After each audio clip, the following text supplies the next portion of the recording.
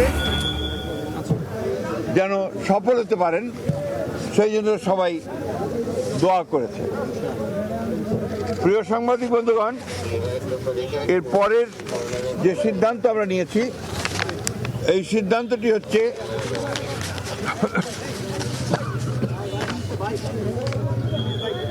নির্বাচন কমিশনের অনুরোধে বাংলাদেশ জাতীয়তাবাদী দলের চেয়ারম্যান জনাব তারেক রহমান আগামী 11 জানুয়ারি 2026 থেকে জাতীয় নেতা মৌলানা আব্দুল হামিদ খান ভাসানী ও 2024-এর ছাত্রগণ অভ্যুত্থানে শহীদ আবু সাইদ সহ অন্যান্য শহীদদের প্রতি শ্রদ্ধা জানানোর জন্য তাদের কবর জিয়ারত এবং কিছু পারিবারিক দায়িত্ব পালনের জন্য দেশের উত্তরাঞ্চলের কয়েকটি জেলা সফর করবেন বলে সিদ্ধান্ত নেওয়া হয়েছিল।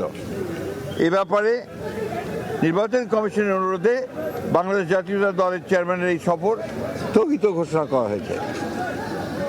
আমরা যে আমাদের স্বেচ্ছাসেবক দলের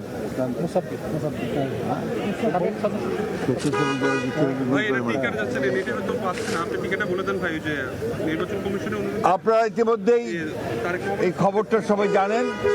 প্লিজ ভাই প্লিজ, আপনারা সবাই খবরটা খুব ভালো করে জানেন যে দেশের যে নির্বাচন আগামী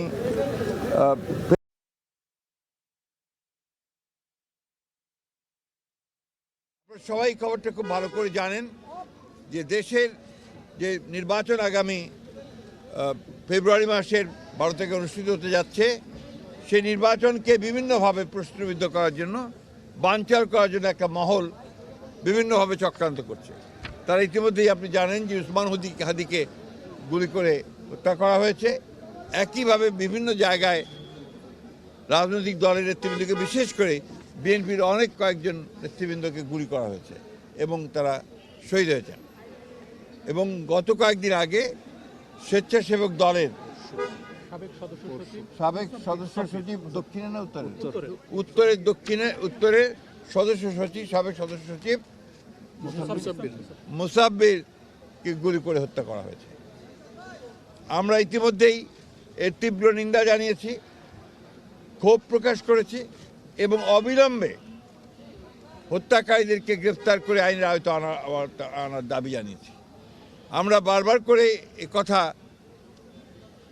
সরকারকে এবং নির্বাচন কমিশনকে জানিয়েছি, জানাতে চাই আবারও, যে এই ধরনের হত্যাকাণ্ড ঘটতে থাকলে এই দেশে নির্বাচনের পরিবেশ বিনষ্ট হবে এবং নির্বাচনের পরিবেশ যেন বিনষ্ট না হয় তার জন্য সকল প্রকার উদ্যোগ গ্রহণ করার জন্য, সক্রিয় কার্য প্রক্রিয়া নেওয়ার জন্য আমরা আবারও সরকার এবং নির্বাচন কমিশনকে আহ্বান জানাচ্ছি। আর ইতিমধ্যে আপনারা সবাই জানেন যে আমাদের গণতন্ত্রের মাতা,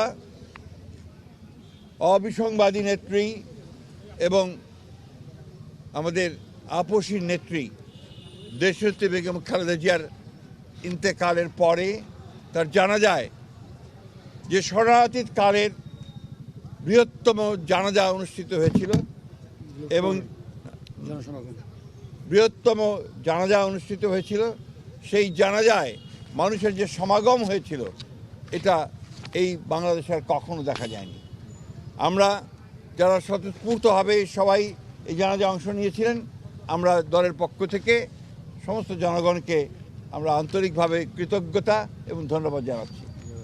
এবং আইন শৃঙ্খলা পরিস্থিতি রক্ষা করবার জন্য সেনাবাহিনীর সদস্যরা, সেনাবাহিনীর তিন বাহিনীর প্রধান এবং সরকার যে উদ্যোগ নিয়েছে, সে পুলিশ, র্যাব, বিজেপি যারা সহযোগিতা করেছেন, তাদের সকলকে আমরা আন্তরিকভাবে ধন্যবাদ এবং কৃতজ্ঞতা জানাচ্ছি।